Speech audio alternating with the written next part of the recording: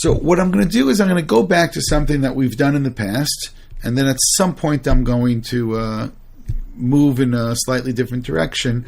You're going to have far too many sources, because just given the late start, I'm not going to go through everything that we have, but we're going to hopefully, b'li neder, get to the main point. So we're starting in I'm not going to say random. It's very specific. It didn't happen randomly, but we're starting in a place where it begins to tell us about the mission that the Eved of Avraham goes on. It says as follows: V'ikacha Eved asara gmalim migmalei Adonav. He goes and he takes the camels. Vayelech l'chaltuv Adonav biyado, and all kinds of wonderful things. Vayakam vayelech el aram naharayim el ir nachor. Now, early in the week, I spent lots of time, too much time, trying to figure out exactly where he was going to. And those who don't know, there is some intrigue regarding where Avraham was born and where he grew up and so on. The Ramban, trying to get through all of the source material, ends up creating a very complicated narrative. So if you like complexity, you'll find the Ramban later on. But he goes to Aram Naraim, El Ir Nachor, to the city where Nachor lived. Vayavrech hagmalim, he parked his camels, Michutz Le'ir, El Be'er Hamayim, near the well. La'et Erev, La'et Seta Shoevot.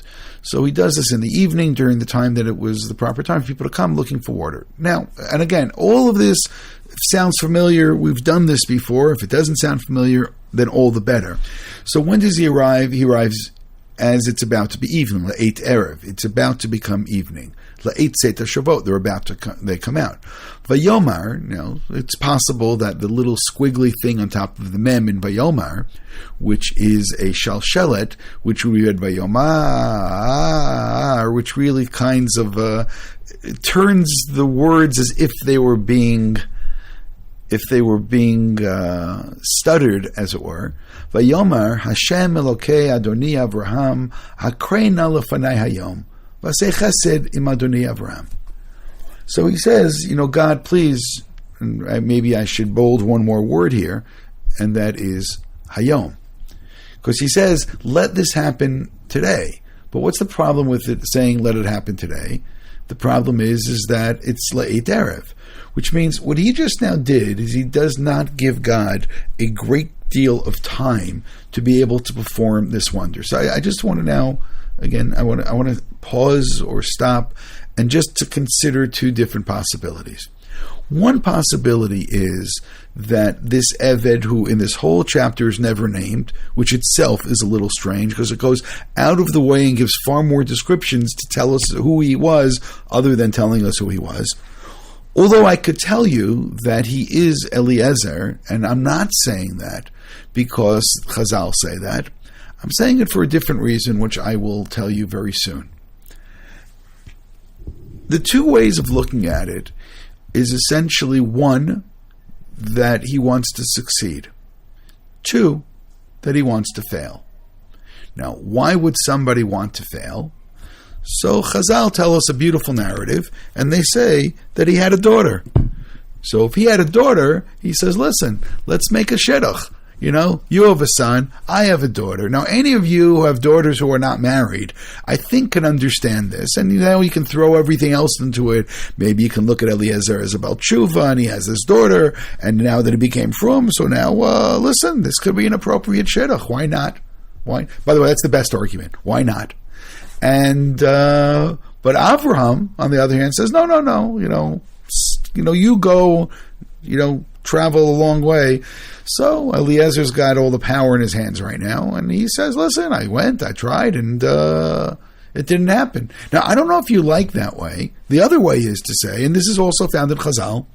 Again, I built it up a little bit. Chazal said he had a daughter, and that's what he wanted. And I'm building it up and focusing on this one turning point.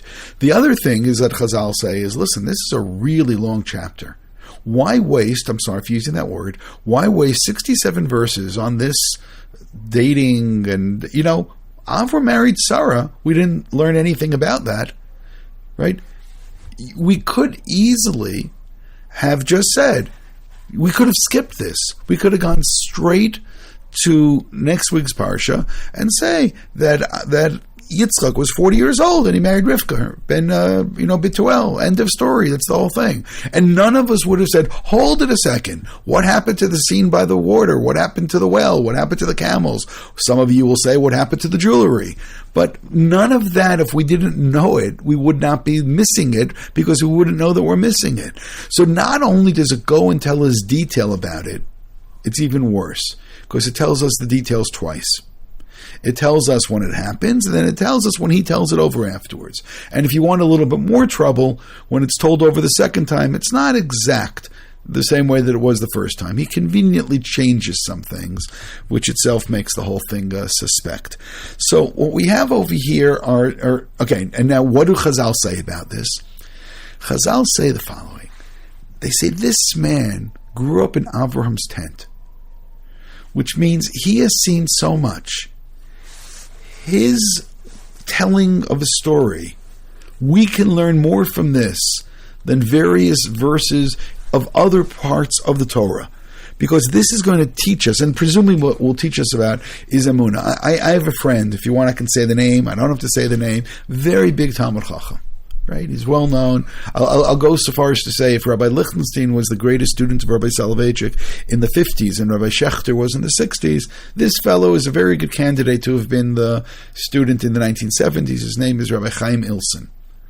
So once he traveled to Brooklyn, I think he stopped by my house. I'm pretty sure he stopped then. But where was he going? He had heard that there was a fellow in an old age home in Bensonhurst who, and now I'm remembering the story. I actually remember, I know who it is even.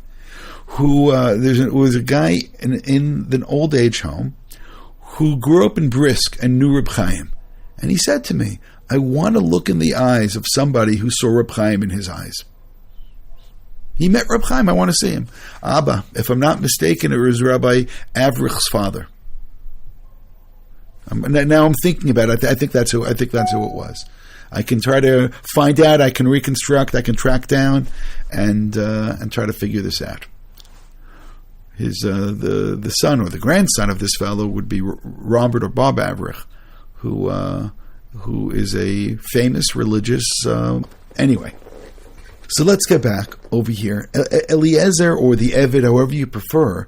One way of looking at it is why is there so much detail? Is because we can learn a lot. So one way I want to look at this is going to be really positive and what we can learn from someone who knew Avraham. And the other way I want to look at this is really cynical of a guy who doesn't want the test to be successful. Now, I'm not going to ask you which one you like better, because that will tell me far more about you than it will tell me about Avraham or Eliezer or Rivka or anyone else in the story. Yes, you all understand that and agree. If you, right? I'll learn if you are people of great faith or if you are people who are very cynical. So I don't need to know this because the truth is I already know. But let me continue then. No, not you. You. Okay. Anyway, let me let me continue. So we get to this verse. He gets to this place. And he says, with our shalsheled vayomer, Hashem Elokei, right? And let it happen today. V'asei chesedim Adonai Avraham. Hinei nochin yotzei v'ein hamayim, u'bnot anshei ha'ir yotzot l'shov mayim. Here I am by the well, and girls are coming out. V'ya na'ara asher omar eleha hatina kadech v'shtei v'amr shtei v'gam gemlecha ashkeh. The girl comes out and offers me water and offers water to the camels as well. You've then have proven the point to your servant Yitzchak, right? We found the shidduch.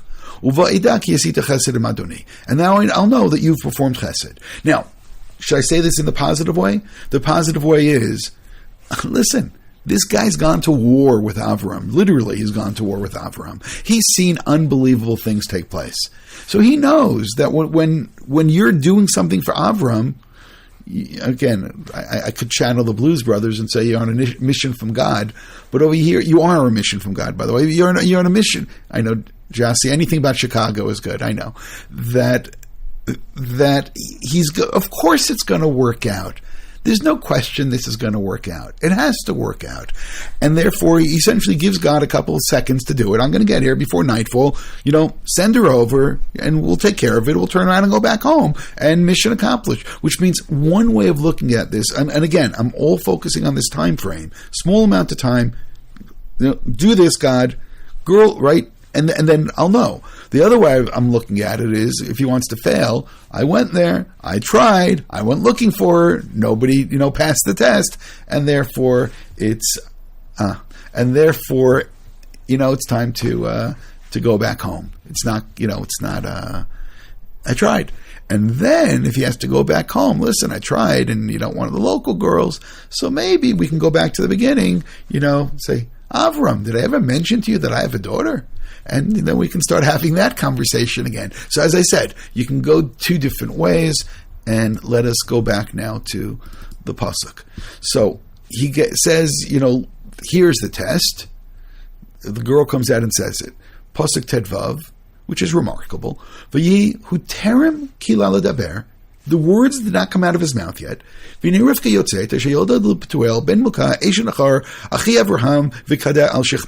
And like clockwork, the words didn't come out yet. By the way, according to the understanding, is he thought this. He had this thought, and that's it, and she shows up. You can actually say, it's not a thought, Vayomar, he says it. Either way, the words come out, and she's right there. And she's the right one. We know that already. He may not know. V'nat tovat mar'eh ma'od b'tula v'ish lo yada v'tered anyan v'temelech kadal v'ta'al v'yeret eved l'krota v'yomer hagmi'eni nama'at ma'im mikadeshes. Can I have some water? Now, by the way, this looks like he wants to do it. Again, he wants to succeed. And that's what I'm saying. Go back and forth. V'tomer shtei adoni. Please drink. V'temaher v'torid kada al yada v'tashakeu. And then she gives him water. V'tuchel ashkoto v'tomer gamlu gamalecha eshav ad im kilu l'shtot. And I'm going to go and draw more water as much as is needed until your camels finish drinking. Now, v'temer v'ter kada al el hashoket v'teretz odav v'be'er l'shov v'tishav l'chol gamalav. So now, if we were to stop right here, I think all of us would admit that that's it. Game over. Success. If you want to go a little bit deeper, why was this the test? The word kept coming up, chesed, chesed, chesed. Essentially, he needs a girl who's going to fit into the Avram family. We had that wonderful snapshot of Avram's tent back in the beginning of Parshat Vayera. Strangers come, you go running off, and you get, according to Rashi at least, there was tongue with mustard. But you're coming the wrong Parsha. Last week, would have had tongue for you. But, it's on the Parsha. No, what can you do? But he's making all of these things. You need a girl who's going to follow in the same approach, and therefore having the test being chesed becomes the right test for somebody who's going to come and move into the Avram family. So, again, all that makes sense. And if we were to stop right now, we would say, okay, she passed. And then we have a couple of things which are really difficult to understand. So it says as follows, and let's be really careful now. Pasuk of Aleph. Va'ish mishta'e la machrish ladat hatzliach Hashem darko imlo. And the man is in shock, and he's silent, and he's wondering, has God helped him be successful or not? Now, what do you mean, is he successful or not? He gave the test and she passed. By the way, I hope you like this. In last week's Parsha, we had, and God tested Avraham, and in this week's Parsha, we have, and Eliezer tests God. So did God pass at this point? Yeah, he passed. He found the right girl. Everything is good. By the way, now you see why it's so hard for some people to find a shidduch. You just had Kriyat Yamsuf, and still, I don't know. I'm not sure if she's the right one, and so on and so forth. Oh, by the way, on the other hand, for all yeshiva bachurim who don't want to waste any time going on dates, this is a great startup. Find some Eved Avram to go on the date for you. You can stay in yeshiva. You send him off. You send him to travel. Let him go out. Let him give the test. Let him figure out if it's the right one. It's very romantic. Anyway, okay, I guess it's not going to be a startup. So, But what do you mean he's wondering, is this the right one? That was the test and she passed, which means we don't like people like this. We get upset with this. You give a test, you pass the test, it's over. You pass the test. So it says, on the one hand, he wants to know, is he successful? Now, I'm going to come back to this because I think I'm misleading you, and I apologize. I apologize, but a little. Pasuk of Bet, v'yikasher kilo gemalim l'shtot, and as soon as they finish drinking, and now she's passed the test, v'yikach ish nezim zahav, all girls have been told that you can't wear a nose ring. Well, here's an uncomfortable pasuk. Not that nose rings are comfortable, but here's, she gets a nezim zahav. And Beka mishkalo, shtates tzmidim al yadeh. Anyone getting engaged can ask for 2, I guess they're silver, gold. Tzmidim, bracelets. Asara zahav mishkalam, yes, gold bracelets, 2 of them. And then, after doing all this, he says, Vayomer bat miat, hagidin ali.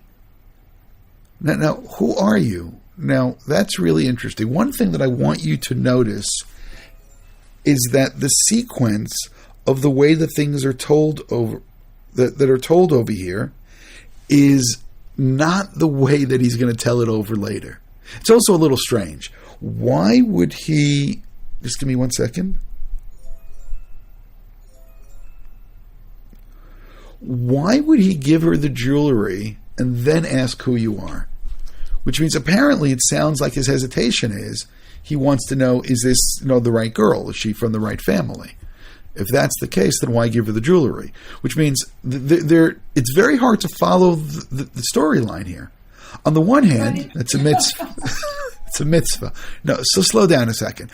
On the one hand, he gives the test. The Gemara is going to say this kind of reminds us of Yiftach, right? If the test is not a good test, then don't do it. Over here, he gives the test, and there's, I wonder if she passed. But before wondering if she passed, he gives her the jewelry, and then he starts asking, what family you're from. By the way, if you don't know this, later on, when he tells over the story, he changes the sequence over here. Yes, do you remember this? You don't remember this? Pasuk Mem Zayin, right? Pasuk Mem Vav. He says, "Fine, go back. Mem Hey. Ani terma chalel daber el libi." That's why over here it sounds like he didn't even say it. Over there it said Vayomar. He did say it. Over here, before he can even think it. So again, here you have another change. I asked her, I asked for water. And then she says, I'll give you and to your camels as well. And I asked her, who are you?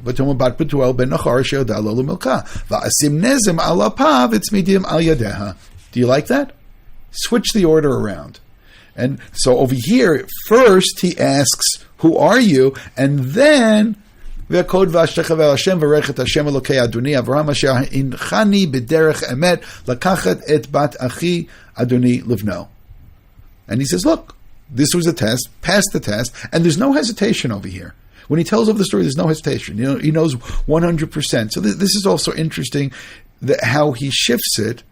And I just want to go back a second. He gives her the jewelry, and then he asks bat miat, and she says, let's go back. Got the jewelry. Pasuk Kaf Gimel Kaf Daled. Vatomei love bat butuel anochi ben mulkash yodal lenachor.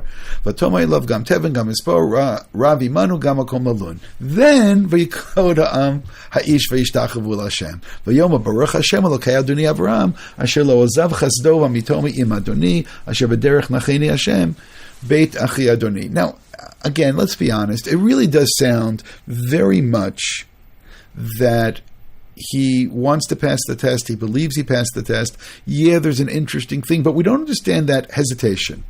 Now, Rashi is going to tell us about this hesitation.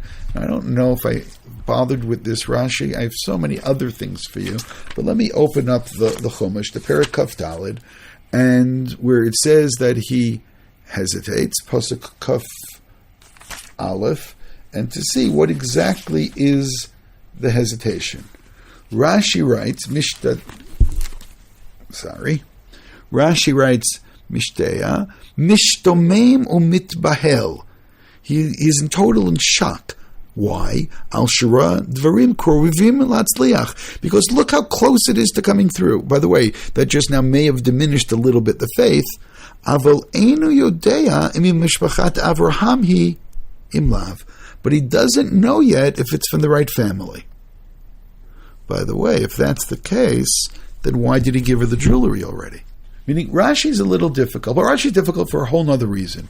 Does anybody know why Rashi's difficult? Rashi says, well, he doesn't know if it's the right family.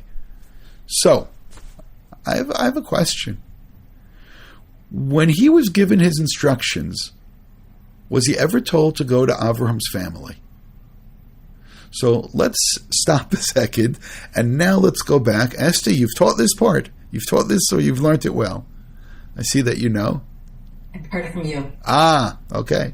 I don't remember saying it, but good. So now let's go back now, and let's take a look as to what the instructions actually were. Avraham zaken babi yamim, v'Hashem berachat Avram bakol, which again, ironically, some say because he had a son, and some say because he didn't have a daughter, or he did have a daughter. He had a daughter. Her name was Bakol, like Lauren Bakol. That was her name, Bakol. So it then continues, and it says, "V'yom Avraham elavdo zakan beito amoshel b'chol asher lo." Do you see how easy it would have been to say Eliezer, his servant, old servant, the guy who runs his house? Which see, Chazal say, using our favorite theory of conservation of characters, that of course it's Eliezer because he's the one who's been described various ways. Again, when Avram didn't have a son, it says, "Who's going to inherit me? All that I have is Eliezer," and he's the one who's described as the one who runs his household. So of course it's Eliezer. But see, I would say something else. When I said before that his name is Eliezer, and you may have looked at me a little funny when I said that, of course he's Eliezer, because he tests if God is with him, and God is with him. God does miracles for him. Eliezer, God helped, which means he gives this test, and God passed the test. Why does God? Because God is with him. So it's Eliezer. So I'm not saying he's Eliezer in the sense because that's the name that his father gave him. And by the way, I'll remind you of the Midrash, which is cited by the Targum Yonatan, that his father was Nimrod. I don't think Nimrod named his son Eliezer. By the way, that also explains why he's so tough, why he's like hundreds of people, he's so strong, because he's Nimrod's son, maybe going to war with Nimrod, which of course is very funny, that Avram goes and, Nimrod tries to kill him and he walks away, turning his son into a believer. Talk about taking revenge on somebody. Right? Turned him into a follower of Avraham. So again, poetic justice, it's beautiful. So now you have this Eliezer. But I'm going to say it again, forget about anything I know about him. This person described in this chapter is Eliezer, because God helped him. God took him right to the right place. He took him exactly to the right thing, put the right words in his mouth, the right test took place. Everything happens, but still, we're missing something. So let's try to take a look what it is that we're missing. So he says to this servant, this elder servant, the guy who runs his household, make this vow. He makes a vow. Now, I want you to focus on first part of the vow. Lo tikach isha livni mibnota knani. What's the first thing that he tells him? Not where to go, not who to marry. What's the first thing he says? Like a good Jewish parent, who not to marry. Right? This is not who you marry. And who? Local. Now, why can't he marry somebody who's local? The commentaries talk about one of two things, and some even say both. It could be that he is, first of all, they're cursed. Ham is cursed, Canaan is cursed, and he doesn't want, Avram's people are blessed, don't marry somebody who's cursed. Of course, the really good question is, hold it, what happens to somebody like Eliezer, who may come from the Ham family, who then changes his belief? Is he now cursed or is he now blessed? Incidentally, there is a medrash which is found in the Parshat of Eliezer that says that all of Avraham's followers, including Eliezer's, their next generation revert back to whatever it is they believed in before. It was not sustained. It didn't go on for hundreds of years that all of those followers, Avram, again, you can now say anything else you want to say, you can say any way that you want. If you want, I'll show you. I mean, the Parshat Eliezer is in our sources. Anything else, you can say anything you want. That Avram was charismatic, and whatever you want, you can say. I'm just telling you, bottom line is that it wasn't sustained, and therefore now I can ask the question, is Eliezer, he comes and he follows Avram, and he believes in Avram's God, and so on, but what does that tell you about his daughter? It doesn't tell you anything about his daughter. And going back a step, the people in Canaan are cursed because that's what it says all the way back by Parshat Noach. On the other hand, the children of Shem are blessed. So Avram makes sense. He's going to say, I don't want to marry somebody who's cursed. Go marry somebody who's blessed. Let's increase the odds. So of this all working out and being blessed. So that's one way. The other way looking at it is in terms of the other thing that occupy our minds. And what's that? Real estate and inheritance. That Avraham doesn't want to run the chance of marrying somebody local who then, along the line, that it could be that they will end up inheriting back this land or have rights to Eretz Yisrael, and he wants to keep it in the Shem family. As I said, there are commentaries who go in either, and some even go in both of those directions and give it something very practical. I know that in a lot of our minds, the whole thing is Yitzchak is a korban and he can't leave Eretz Yisrael. That it doesn't even give us a hint of that in the Chumash itself. But the first thing, and I want to keep that in mind, first thing that Avram says is, don't marry somebody local. Okay. Second, so let's continue to what the instructions are. Don't marry somebody local. Rather, he says, and again, lo tikach isha levnimi b'not kani asher anochi yoshev b'kiro. And by the way, after the negotiations that just now took place, Ribonu Shel Olam, he wants a place to bury his wife, and that turned into this major negotiations. So maybe it also added to this Avram being convinced that these are not the right people. Ki el artzi ve'el moladati telech. Now, what's missing? Ki el artzi ve'el moladati telech. I hope you all realize something's missing, because that should all remind us of a verse that we know back in source 10, Perek Yud Bet, Vayom Hashem Avram, Lech lecha me'artzecha, u'miladecha, u'mibeit avicha. So you have the land, your birthplace, and your father's house. Now, what is it that Avraham said? Ki el artzi u'moladati telech. What's missing? Beit avi. Which means, did Avraham, I'm going to try to read this carefully, did Avram ever tell him to go to my family? Remember what Rashi told us before? He's shocked. Maybe, I want to see if I'll be successful. One thing which is missing is that it's the right family. Did Avram ever say anything about the right family? And I'm going to say it again. It could be to marry somebody generically connected to Shem, and even that, Avram never said that. He said, go back there to where I'm from. Okay, so where you're from should be other people from Shem, but did Avram ever say, but it has to be somebody from my family? So let's hold there for a second.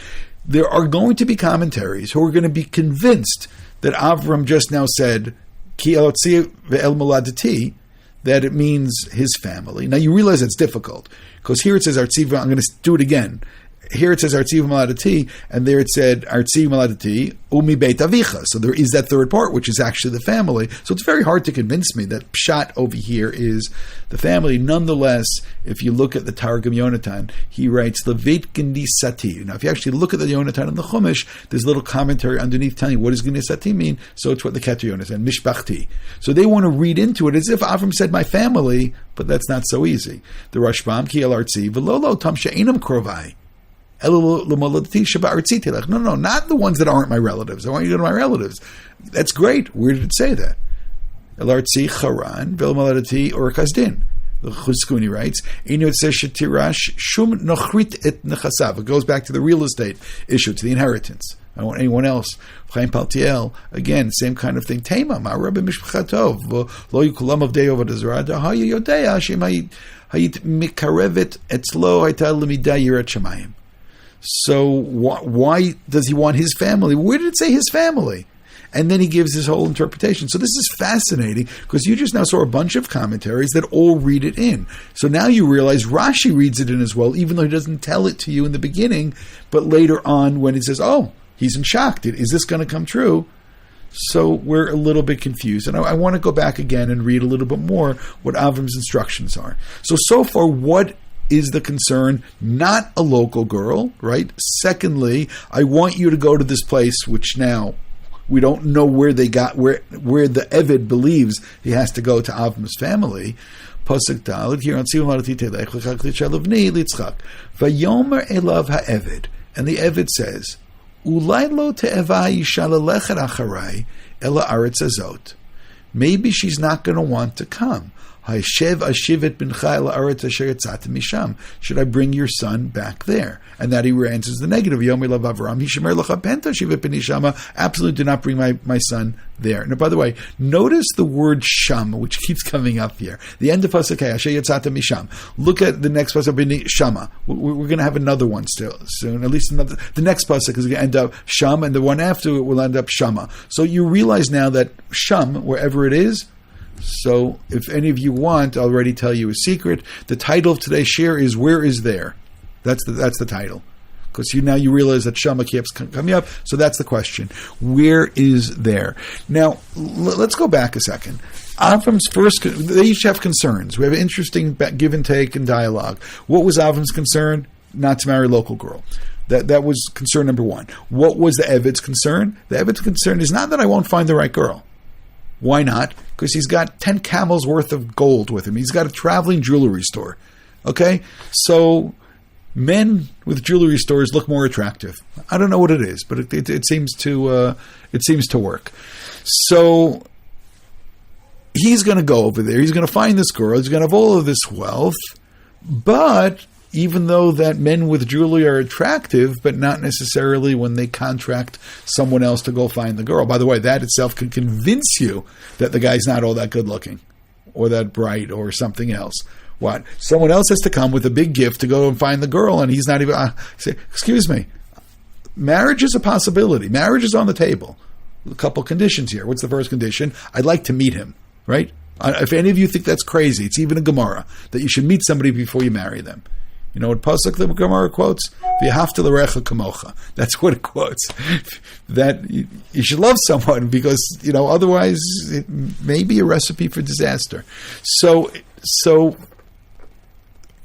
the Eved is saying, she may not want to come. So I'm going to go there. I'll find the girl. I'll locate the girl.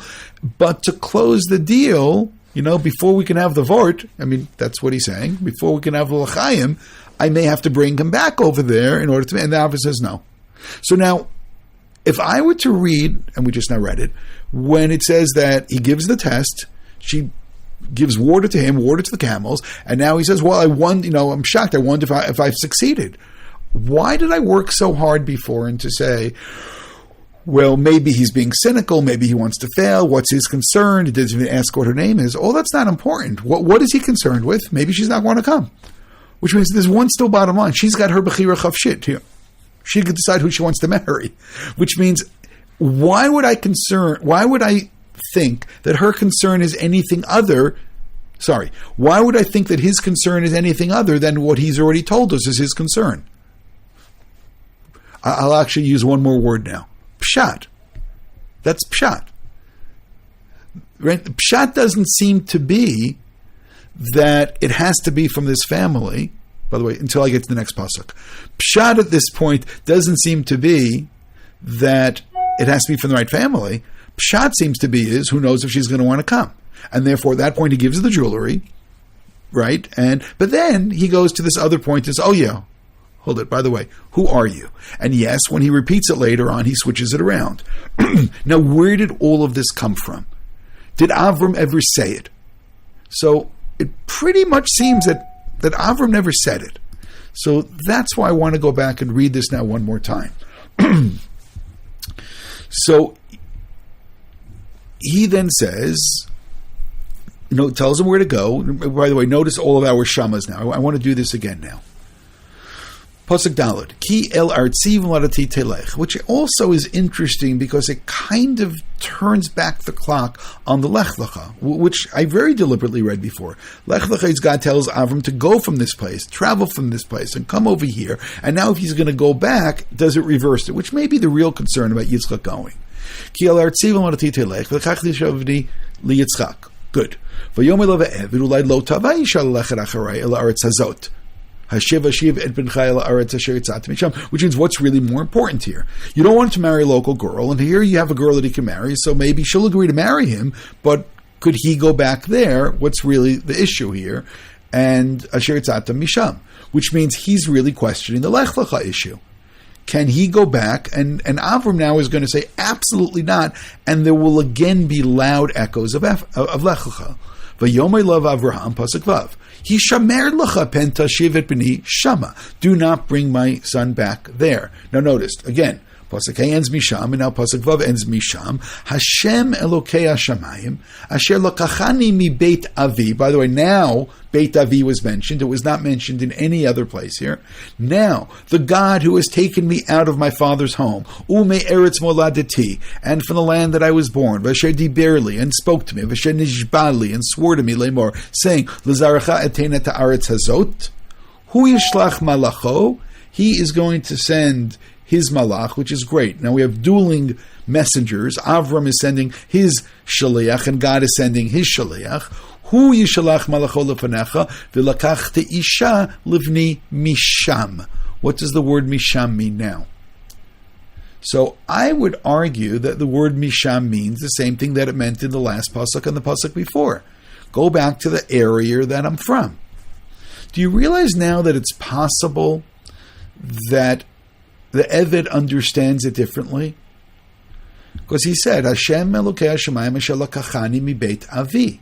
And now it says, Lakachti Isha Livni Misham.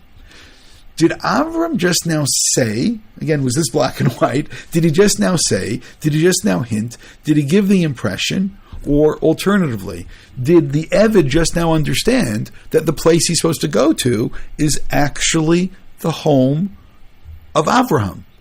Because Avram just now used the word Shama and used the word Beit Avi in one sentence. So what I'm pointing out over here is there's a couple of possibilities.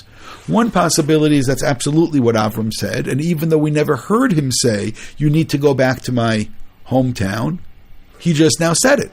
God took me out of my hometown and therefore go and get a wife for my son from there. So from there now becomes the Beit Avi.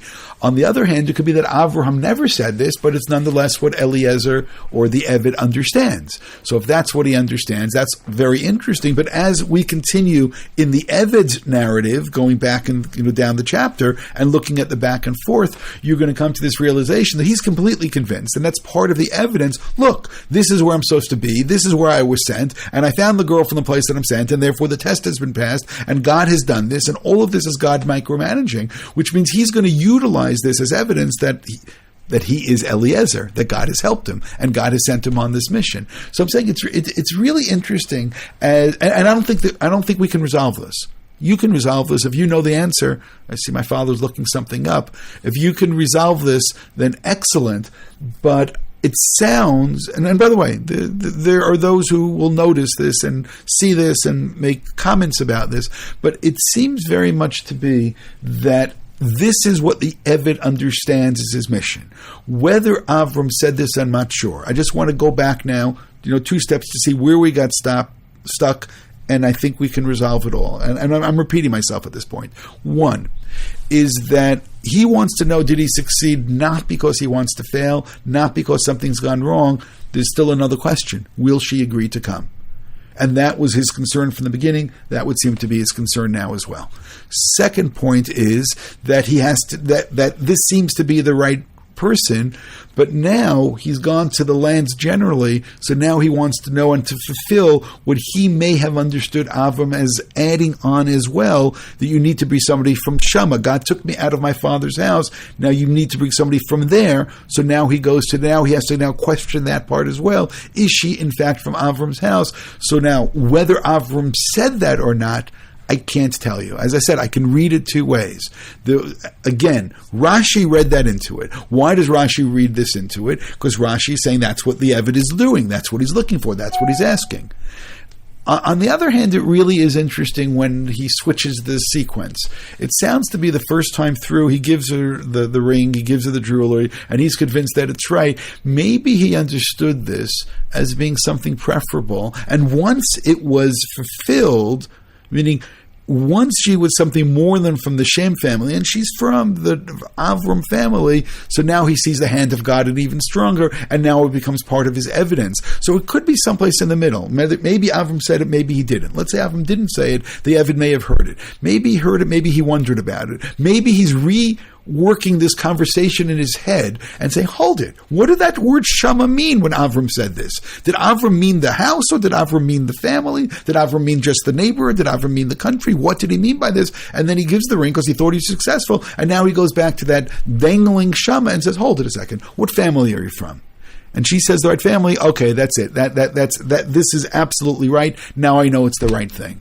So as I said, it's really interesting to go back and to compare the instructions that were given and what the Eved actually did, what he understood, and how he behaved, and how he retells the story afterwards. But he's convinced that he got the right girl. And by the way, I'll tell you a secret: he got the right girl. Rivka was the shidduch. This was the right girl, and it was the right husband, and all that works out okay. And when he meets her, it actually says something that it never said before in the Torah. It says that he meets her and he loves her. So that's the first time that we find a husband loving his wife. It says that he loved her. So apparently it was absolutely the right thing. By the way, sometimes people love and they forget to show it. So we should show the people we love that we love them, to make sure that they know it as well.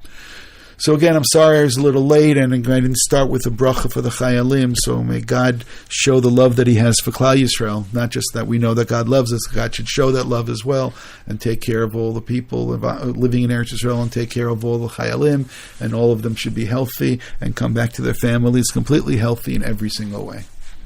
Amen. Shabbat shalom. Thank you. So Abba, what do you find? What do you have there? In the Parsha. Now I understand where it was. It wasn't where he said it. It was in a different context, and the question was, what was he referring to? So I saw what you said. It's absolutely correct. Oh, there you go. I agree. Yeah, it's a dangling shama. Now you realize why it's the whole confusion. But I think it's fascinating that he may have woken up to that when he's there. Hold it a second. What did he mean when he said that? And you're on a mission. You want to do it right. You don't want to bring the wrong girl home to Yitzchak. I mean, that could be quite problematic. Especially if you get rid of all the jewelry. Yeah, especially the jewelry. Okay, so as somebody married to a Rivka, this should resonate. Okay, very good. Have a good Shabbos. B'sarot tovot. Shabbat shalom. Shalom. Todah rabba. B'kasha. Thanks, Rav.